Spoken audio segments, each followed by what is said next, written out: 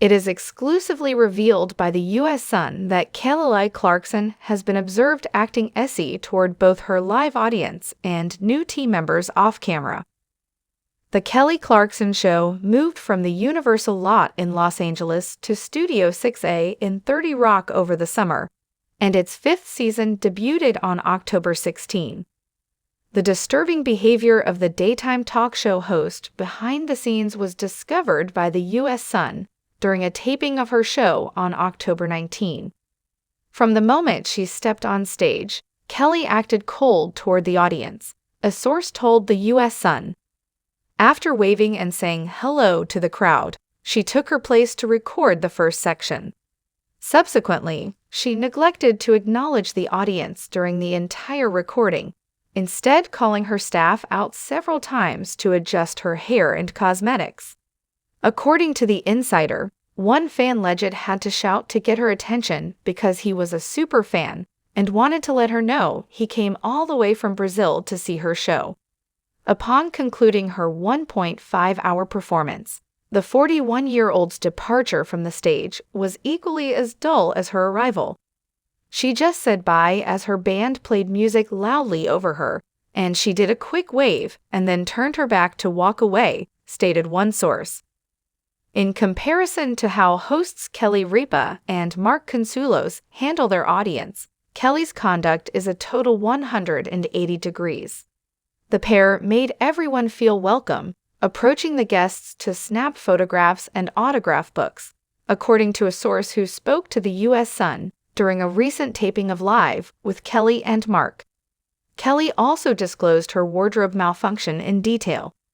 The American Idol star very rarely interacted with her crew, The Insider said, in addition to not acknowledging the audience.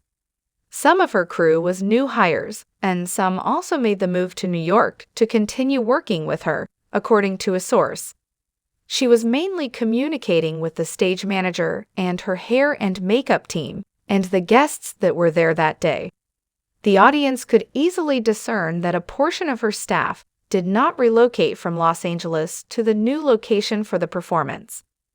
First off, according to the audience handler, it was her first day on the set. She was very nervous and kept telling the audience that she didn't want to screw up and get fired, according to a source. Her bandmate, the saxophone player, was another newcomer. The source went on, the musician was someone the band director discovered in Central Park while looking for potential. He was asked to come play for the Kelly Clarkson Show, but it's unclear if he's been hired full-time or if they are just testing him out. According to reports, the singer was chilly on-set months after Rolling Stone published a shocking piece about the toxic work environment. 10 current employees and 1 former employee complained about being underpaid and overworked in the piece. They added that working at the show was traumatizing to their mental health. A former staff member recalled, "I remember crying on the stage's roof and thinking, oh my God, what am I doing? How come I'm subjecting myself to this?" "I think executive producer Alex Duda's a monster," revealed another unnamed ex-employee. "My acquaintance who works as an executive producer advised me against accepting this position since, from what I've heard, she has done this on every program she has produced." Kelly responded to the allegations in a message posted on her Instagram the day after the piece was published.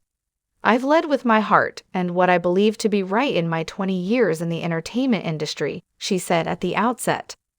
"I love my team at the Kelly Clarkson Show, and to find out that anyone is feeling unheard and or disrespected on this show is unacceptable.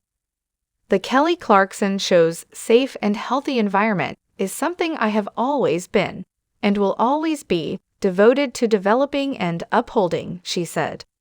"I am more determined than ever to make sure that our new staff in New York City, as well as our team that is moving, are the best and most compassionate in the industry as we get ready to relocate to the East Coast.